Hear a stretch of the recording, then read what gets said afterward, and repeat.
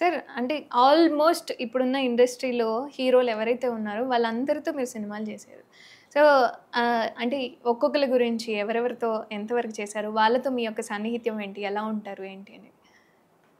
అంటే ఇప్పుడు హ్మ్, ప్రభాస్ గారితో నేను 'బిల్లా' సినిమా పనిచేశాను. అది వాళ్ళ హోమ్ బ్యానర్ గోపికృష్ణ మూవీస్. హ్మ్. ఆయన కృష్ణరాజు గారి సొంత బ్యానరు. దాంట్లో ప్రభాస్ గారు.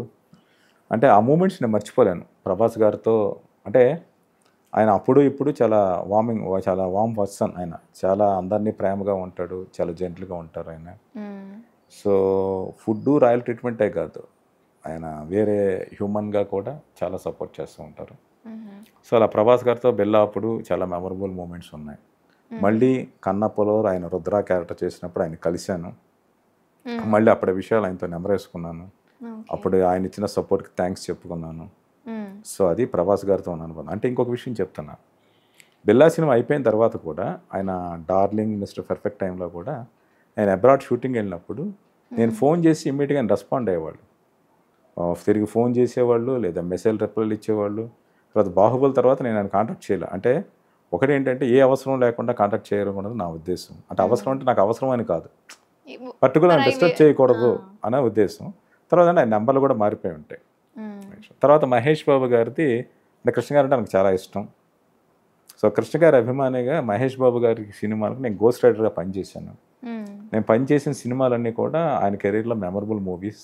ఓకే. సో, ఆ విషయం నేను పనిచేశా అనే విషయం ఆయనకి మెహర్ రమేష్ గారు అవతల మహేష్ బాబు గారికి తెలుసు. మహేష్ బాబు గారు కూడా నాకు చాలా సపోర్ట్ చేశారు. ఓకే. సో, ఆయనకి నేను డైరెక్ట్‌గా తెలియకపోవచ్చు. అంటే ఒకటి రెండు సార్లు కలిసాను నేను. హ్మ్. కొన్నిసార్లు కలిసాను గానీ, బట్ అంత పర్సనల్ ర్యాపో లేనప్పటికీ ఆయనకి ఓకే. నేనెవరో తెలుసు. ఆయనకి నా మీద అభిమానం ఉంది. బట్ నేను లైఫ్‌లో మిస్ అయిపోయిన ఒక మూమెంట్ ఉంది. ఏంటంటే 'జైన్ సి పరాంజీ' అని ఒక డైరెక్టరు. నీకు గుర్తుండి 'ప్రేమించుకుందాంరా', ఆ! అవును. తర్వాత 'ప్రేమంటే ఇదేరా', 'టక్కర దొంగ' ఈ సినిమాలు తీసిన వ్యక్తి ఆయన. చాలా ఏళ్ల క్రితం అంటే ఒక 12, 13 ఏళ్ల క్రితం సినిమా ప్లాన్ చేశారు. కృష్ణ గారు, మహేష్ బాబు గారు, వాళ్ళ అబ్బాయి గౌతమ్. ఆహా! గౌతమ్ మెయిన్ క్యారెక్టర్‌గా, కృష్ణ గారు ఒక క్యారెక్టర్, మహేష్ బాబు గారు స్పెషల్ అపియరెన్స్. సో, కథ 'జైన్ సి పరాంజీ' గారు నేను కలిసి చేశాం. హ్మ్. ఒక సూపర్ స్టార్ కిడ్ కథ. ఓకే. సో, ఆమె కథ చేసిన తర్వాత జయంత్ గారు చెప్తే మహేష్ బాబు గారు సోఫాలో నుంచి జంప్ చేశారు. అంత ఎక్సైట్ అయ్యారు ఆ కథ. ఓకే. చేసి అది చేద్దాం అనుకునేలాగా అది ఎందుకో మెటీరియలైజ్ కాల. హ్మ్. సో, అది మెటీరియలైజ్ అంటే నా డ్రీమ్ చాలా ఫుల్‌ఫిల్ అయ్యేది. అంటే ఒకటేంటి అంటే నాకు ఇష్టమైన కృష్ణ గారితో పనిచేయడం ఒకటి. ఓకే. మహేష్ బాబు గారు వాళ్ళ అబ్బాయి లాంచింగ్ ఫస్ట్ ఫిల్మ్ ఫస్ట్ అవ్వడం. ఫిల్మ్ అనేది. సో, అనేది మిస్ అయిపోయాను. ఇది. హ్మ్. తర్వాత ఎన్టీఆర్ గారితో నాకు ఆయన చిన్నప్పటి నుంచి ఒక తెలుసు ఆయన. ఓకే. 'రామాయణం' సినిమాకి ఆర్టిస్ట్‌ని సెలెక్ట్ చేసేటప్పుడు నేను దిల్‌షుక్ నగర్‌లో ఉండేవాడిని. సాయంత్రం గుణశేఖరం పంజాగుట్టలో కలిసి బస్సులో వెళ్తుండగా రవీంద్ర భారతి దగ్గర సిగ్నల్స్ పడ్డాయి. హ్మ్. చూస్తే పక్క తిరిగి చూస్తే బ్యానర్ మాస్టర్ ఎన్టీ రామారావు నృత్య ప్రదర్శన అని. ఓకే. వెంటనే దిగిపోయి అక్కడ ఆల్ ఇండియా రేడియో స్టేషన్ బయట పబ్లిక్ టెలిఫోన్ బూత్ ఉండేది. హ్మ్. గుణశేఖర్ గారికి ఫోన్ చేసి మీరు రాముడు ఎవరైనా వెతుకుతున్నారు కదా, ఇక్కడ లోపల ఉన్నాడు రవీంద్ర భారతిలో. హ్మ్. మనకి రాముడు అంటే పెద్ద ఎన్టీఆర్ గారు. ఇప్పుడు రాముడు అంటే నెక్స్ట్ జనరేషన్‌కి ఈయనే. చిన్న ఎన్టీఆర్. ఆ! అనేసి అలా అంటే అప్పుడు గుణశేఖర్ గారు, ప్రొడ్యూసర్ ఎంఎస్ రెడ్డి గారు ఇద్దరు చూసి ఆయన్ని రాముడిగా సెలెక్ట్ చేసుకుని ఒక 2, 3 నెలల పాటు వర్క్‌షాప్ నడిచింది శబ్దాలయాలో. సో, ఆ వర్క్‌షాప్ నేను ప్రతిరోజు ఈవినింగ్ ఆంధ్రజ్యోతి ఆఫీస్ అయిపోయాక వెళ్ళిపోయేవాడిని. హ్మ్. అప్పట్లో ఆయన చాలా అల్లరి చేస్తుండేవాడు.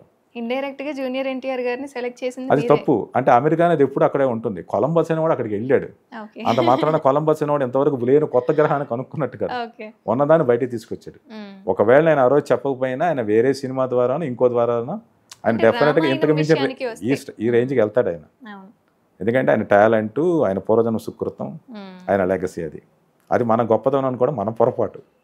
అంటే రామాయణంలో పిక్ అలా చేసింది తర్వాత అంటున్నారు. 'కంత్రి' సినిమాకి ఏంటంటే నాకు బాగా గుర్తు ఎన్టీఆర్ గారు పర్సనల్ ఆఫీస్‌లో కూర్చొని వర్క్ చేసాం. మేము ప్రొడక్షన్ ఆఫీస్‌లో కూర్చోలా. హుహు. నేను, మెహర్ రమేష్ గారు, మిగిలిన టీమ్ అంతా ఎన్టీఆర్ గారు పర్సనల్ ఆఫీస్‌లో కూర్చొని ఉంటే హ్మ్. ఆయన మాకు వంట మనిషిని పెట్టించి, మాకు కావాల్సినవి వడ్డించి, మాకు బాగా గుర్తు మంచి సమ్మర్‌లో స్టార్ట్ చేసాం. హ్మ్. అందుకని మా కోసం పెద్ద టవర్ ఏసీ తెప్పించి, ఓకే. కూర్చోబెట్టి అని చేసేవాళ్ళు ఆయన. అలాగే ఆ తర్వాత కూడా అంటే బ్యాడ్ లక్ ఏంటంటే 'శక్తి' సినిమా చాలా డిసప్పాయింట్ చేసింది. అలాగే 'రామయ్య' సినిమా పనిచేశాను. ఆయన ఉగాది రోజు ఉగాది పచ్చడితోని కలిపి మాకు తినిపించిన రోజులున్నాయి ఎన్టీఆర్ గారు. ఎన్టీఆర్ గారు. అలాగే 'హరీష్ శంకర్' గారితో చేసినప్పుడు ఆయన తను స్వయంగా ఆవకాయి అన్నం, గోంగూర అన్నం, ముద్దపప్పు అన్నం ఇవన్నీ వండి ప్రిపేర్ చేసి మాకు పంపించారు. ఎన్టీఆర్ గారు చాలా అభిమానం చూపిస్తాడు ఆయన. అంటే చాలా బ్యాడ్ లక్, నేను ఆయనతో పనిచేసిన సినిమాల్లో పెద్ద సక్సెస్ కాల, డిసప్పాయింట్ చేశాను. బట్ టిల్ టుడే ఈ రోజు వరకు ఆయనకు నా మీద చాలా రెస్పెక్ట్. సో అలా ఎన్టీఆర్ గారితో అంటే వాళ్ళ తాలూకు సంస్కారం అవ్వండి, ఒక స్టార్స్ అవ్వడం అంటే వాళ్ళ కష్టంతో పాటు వాళ్ళ బిహేవియర్ చాలా ముఖ్యం. సో అలాగా. ఇక రామ్ చరణ్ గారితో ఆరెంజ్ సినిమా ఒక మెమరబుల్ మూవీ.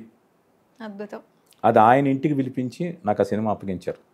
అంటే భాస్కర్ గారి దగ్గరికి వచ్చిన రైటర్స్ అందరూ పారిపోతున్నారు, 25 మంది రైటర్స్ వెళ్ళిపోయారు, మీరు వెళ్ళి ట్రై చేయండి, కంటిన్యూ అయితే కంటిన్యూ కావండి, లేకపోతే ఏమనుకోదని ముందే చెప్పారు.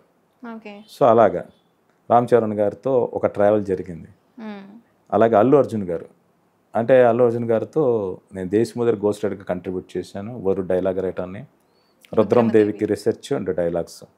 ఆయనకి నేనంటే చాలా అభిమానం అల్లు అర్జున్ గారికి. అంటే సినిమాలు డిసప్పాయింట్ చేసినప్పటికీ ఆయన పర్సనల్గా నాకు చాలా రెస్పెక్ట్ ఇచ్చేవారు.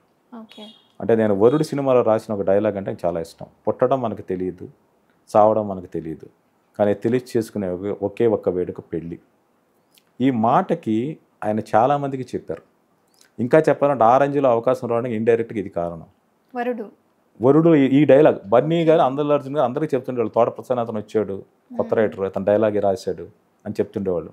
ఇంకా చెప్పాలంటే డైరెక్టర్ బోయపాటి శ్రీను గారి దగ్గరికి నన్ను రికమెండ్ చేసి పంపించింది కూడా ఆయన. ఒక రైటర్ కావాలి మాకు అంటే ఆయన పంపించారు. అలాగే చాలామంది కూడా నా గురించి చెప్తుండేవాళ్ళు. ఆయన చాలామంది తెలియని విషయం ఏంటి అంటే హార్డ్ వర్క్ పిక్స్. అంటే తన క్యారెక్టర్ కోసం బాడీ లాంగ్వేజ్ మార్చుకుంటారు, మాడ్యులేషన్ నేర్చుకుంటారు, అంతకమైన ఫిజికల్ ఫిట్నెస్ కోసం హార్డ్ వర్క్ చేస్తాడు ఆయన. రుద్రమదేవిలో ఆ స్తూపం ఎక్కడం కోసం దాదాపు 70 అడుగులు ఎత్తులో ఒక రోపు కట్టుకుని వేలాడుతుంటే చూసే వాళ్ళకి గుండెలు జారిపోతుండేవి, ఎక్కడ ఏమైపోతుందో అనేది. రియల్గా చేసేవాడు ఆయన. తర్వాత ఏంటంటే ఆయనకు అంటే ప్రతి దానికి తెలంగాణ స్లాంగ్, రుద్రమదేవిలో గోనగన్నడ స్లాంగ్ కోసం ఆయన ఇప్పుడు బిత్తిరి సత్య అనే ఒక ఆర్టిస్ట్ ఉంటారు, ఆయన మాడ్యులేషన్. అలాగే బలగం వేణు అతను కొన్ని డైలాగ్స్ కంట్రిబ్యూట్ చేశాడు. రాజసింహ అనే అతను మేము రాసిన తెలుగు డైలాగ్స్ ఆయన తెలంగాణ స్లాంగ్లోకి మార్చాడు. ఇలా ఇంతమంది సపోర్ట్ తీసుకుని తెలంగాణ స్లాంగ్ ప్రాక్టీస్ చేసాడు. అంతేకాకుండా తెలంగాణ హిస్టోరియన్స్తో కూర్చుని వాళ్ళ గురించి డిస్కస్ చేసేవాడు. దువ్వాడి జగన్నాథం డీజే సినిమా చేసినప్పుడు బ్రాహ్మిన్స్ని కూర్చోబెట్టుకుని ఆ స్లాంగ్ నేర్చుకోవడానికి ప్రయత్నించాడు ఆయన. ఇప్పుడు పుష్పకి చిత్తూరు యాస నేర్చుకోవడానికి ప్రయత్నించారు ఆయన. నాతోనే కాకుండా చాలామందితో కూర్చుని తెలుగు ప్రముఖుల చరిత్ర తెలుసుకుంటూ వాళ్ళలో నేను ఏదైనా క్యారెక్టర్ చేయగలనా అని ఎంతో హోంవర్క్ చేస్తుండేవాడు.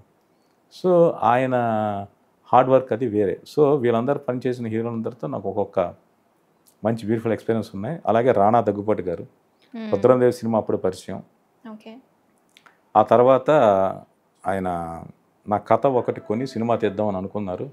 దాదాపు 200 కోట్ల బడ్జెట్ 2017లో. సో ఆయనకి నేనంటే చాలా రెస్పెక్ట్. అంటే ఆయన మంచి బిజినెస్ మ్యాన్, విపరీతంగా పుస్తకాలు చదువుతారు, మన తెలుగు కాదు భారత ఇతిహాసాలు, పురాణాలు, చరిత్ర మీద బాగా ఇంట్రెస్ట్. సో అవి అన్ని పుస్తకాలు చదువుతూ సినిమాలు చూస్తూ ఉంటారు. అందువల్ల అలాంటి సబ్జెక్ట్స్ మీద నాకు ఇంట్రెస్ట్ అని ఆయన నన్ను ఆదరిస్తూ ఉంటారు. అలాగే ఇప్పుడు విష్ణు మంచు గారు కూడా నన్ను ఎంతో బాగా చూసుకుంటారు, నాకు మంచి రెస్పెక్ట్ ఇస్తారు, మంచి ఆదరణ గౌరవం ఇస్తారు. సో ఇదంతా నా అదృష్టం.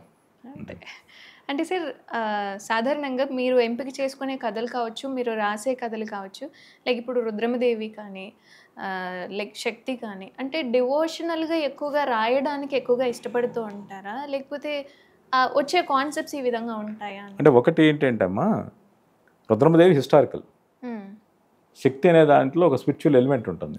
శక్తి అనేది యాక్సిడెంటల్గా జరిగిన విషయం. అది అంటే అనుకున్న కథ వేరు, తర్వాత మార్చిన కథ వేరు, తీసిన కథ వేరు. అది సో అందులో ఉంది. అంటే నాకు అనుకోకుండా అలాంటి స్పిరిచువల్ ఎలిమెంట్స్ ఉన్న కథలు నేను కొన్ని రాశాను. ఇప్పుడు అర్జున్లో మధుర మీనాక్షి, నేను మధురై వెళ్ళి కొన్ని రోజులు అక్కడ ఉండి స్టడీ చేసి అందులో ఇన్పుట్స్ అవన్నీ ఇచ్చాను.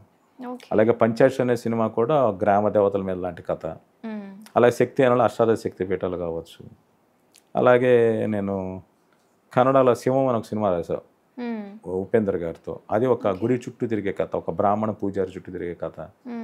ఇక కన్నప్ప అనేది ఒక రియల్గానే ఒక హిస్టారికల్ మూవీ. నాకు పర్సనల్గా మన ఇండియన్ కల్చర్ అన్నా, హిస్టరీ అన్నా, పురాణాలన్నా చాలా ఇష్టం. వాటి మీద నేను ఎక్కువ స్టడీ చేస్తాను. అందువల్ల నాకున్న ఆసక్తి, అవగాహన కొద్దీ నాకు ఇలాంటి ఆఫర్లు వస్తుంటాయి. సార్ అంటే ఇప్పుడు మీరు చెప్పిన దాంట్లోనే లైక్ ఇప్పుడు పంచాక్షరి అనేది ఎక్కువగా వర్కౌట్ అవ్వలేదేమో, ప్రజల్లోకి ఎక్కువగా వెళ్ళలేదేమో అనేది ఎందుకంటే అరుంధతి బేస్డ్ ఇప్పుడు పంచాక్షరి తీసుకున్నారు కాబట్టి సో సేమ్ కాన్సెప్ట్ అవ్వడం వలన లేదా ఎక్కువగా యాక్సెప్ట్ చేయలేదు ఆల్రెడీ చూడటం వలన అంటారా ఎందుకు? అంటే ఆ సినిమాకి చాలా కారణాలు ఉన్నాయి.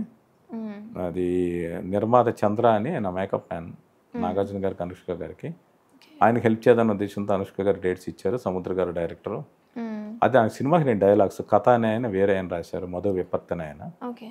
సో వాళ్ళు అనుకున్న దానికి వాళ్ళ కారణాలు అనుకున్నాయి. మ్మ్.